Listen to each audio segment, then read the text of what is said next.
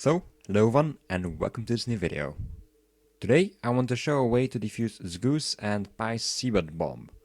This was a collaboration between me and Jewe, and we spent a lot of time figuring out all of this out, so I hope you enjoy. If you don't want to be spoiled too much, I suggest watching Pi's video first and take a look at the challenge for yourself. First of all, let's create a rough overview of the bomb. The core mechanic behind it is a CBUD, a collision box update detector. Zgooh created this device back in September, and if you want to know more about it, I highly recommend checking out this video. However, the core principle is that you can abuse the zombie pathfinding AI to detect when it recalculates its path, and use that to detect whenever a collision box is changed somewhere in the range of the machine. This includes breaking blocks with collisions, placing blocks with collisions, or simply changing the collision box of an existing block. As you can guess, this is a great detector to include in a quasi-undefusable bomb. In this particular bomb, the CBUD is connected to no less than 5 triggers, each of which cause an explosion. 1.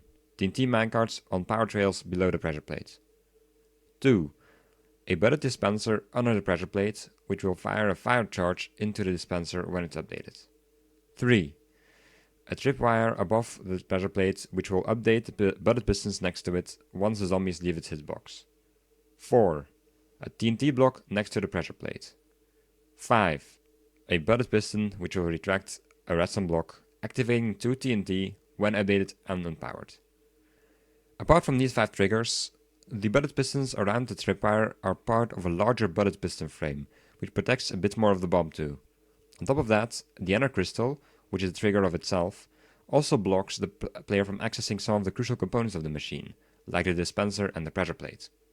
The bomb also has some other additions, like sponges in several places, some of which are butt protected, to prevent you from using water.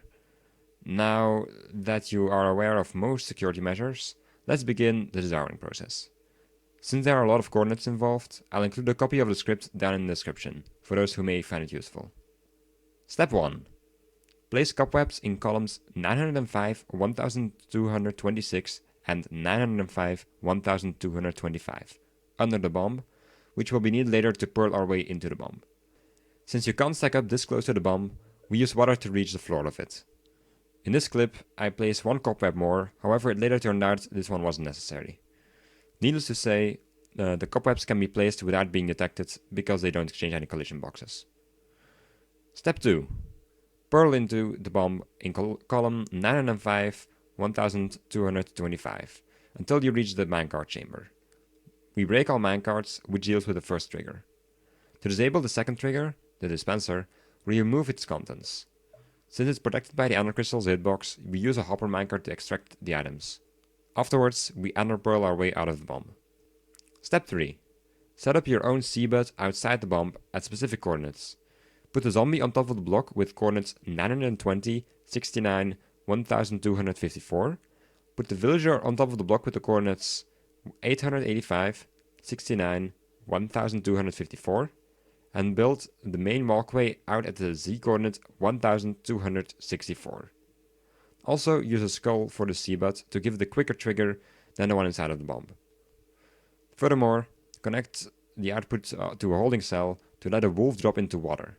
Do not connect the redstone for the time being, since it makes the circuit unstable.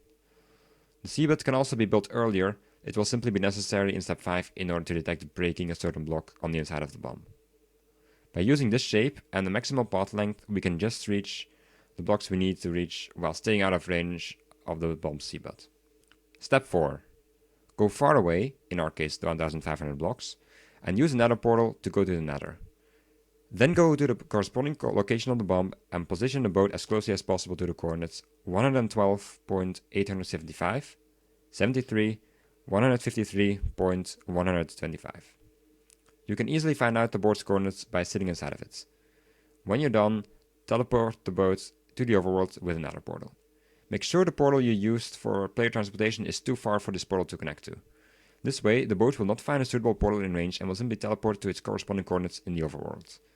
Since 1.9, this only creates a nether portal when a player is going through. If all goes well, it should teleport close to the string inside the bomb. If it's 1 block off, it will usually still be inside of the string's hitbox. This demonstrates why we needed the boat. Entities which are contained to a 1x1 area could not have stayed inside of the string unless they are at least 2 blocks high, since after teleporting, entities will always be centered on a block, and because the string is resting on top of a cobblestone fence. This demonstrates why we needed the boat. Entities which are contained in a 1x1 area could not have stayed inside of the string unless they are at least 2 blocks high, since after teleporting, entities will always be centered on a block, and because the string is resting on top of a cobblestone fence, we need to use one of the blocks next to it in order to hold up an entity at the right height.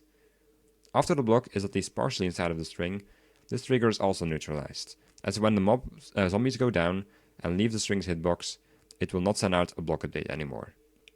Step 5. When you're back at the bomb, finish the CBUD and wolf holding cell by adding a tamed sitting wolf on top of the trapdoor and connecting the redstone dusts. Purl into column 905 1226 until your feet are at the Y coordinate 71. You should then be standing inside of a TNT block and a layer of carpet. From here, destroy the TNT block at the coordinates 903 70 1226, removing the 4th trigger. However, the CBUD will detect the TNT's collision box changing and activate its final trigger, that's bullet piston.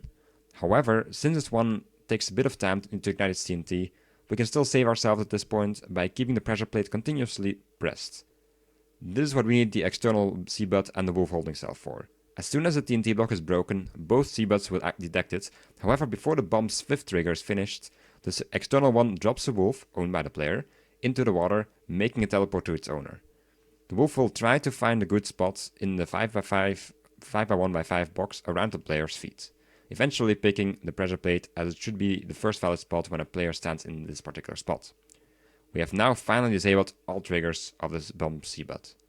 We ender pearl our way out of the bomb. Step 6. Now that the CBUD is effectively disabled, we're free to stack up and do other things with blocks in proximity to the bomb, giving us all the freedom we need to carefully disarm the rest of it. The bomb now still has several bullet pistons, ready to activate TNT, as well as an ender crystal which will explode under few circumstances. Dealing with these last couple of mechanisms is quite a tedious process, but shouldn't pose any significant challenges, which is why I'm showing it using creative and spectator mode. If you know perfectly what to do, everything could be done in survival mode as well. For the most part, disable the bullet piston frame from the top down by placing extra redstone blocks. There will be one piston on the east side, which may look like an issue, however, normally you can just break it without triggering anything. Finally, you should end up with 2 downward pointing pistons, which seem hard to power without updating them first, yet only the one pulling the redstone block can actually trigger TNT, so you can simply remove it while safely updating the other one. At this point, you should have neutralized the bullet piston frame. To kill the zombies, you can use several methods. I simply burned them in lava. And finally, to get rid of the ender crystal, you can use pistons. Your bomb should now be completely gone, without any explosions. I hope you liked some of the crazy ideas presented in this video. However, I should give credit where credit is due. First of all, as stated earlier, this method was created together with Jewe, who also worked a ton on it. Secondly, the idea to teleport entities in using the Nether came from Geosquare, another person who has worked on this challenge, though on a separate solution. Thirdly, I think it's also worth mentioning that the wolf teleporting method was inspired by a video by Seth Blink from June 2011. So yeah, whenever you watch a technical Minecraft video, remember that no matter how weird the mechanics may seem, you may end up using it in several years from now.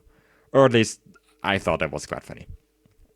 Anyway, all relevant links will be down in the description. Again, thanks for watching, and I hope I will see you in another video.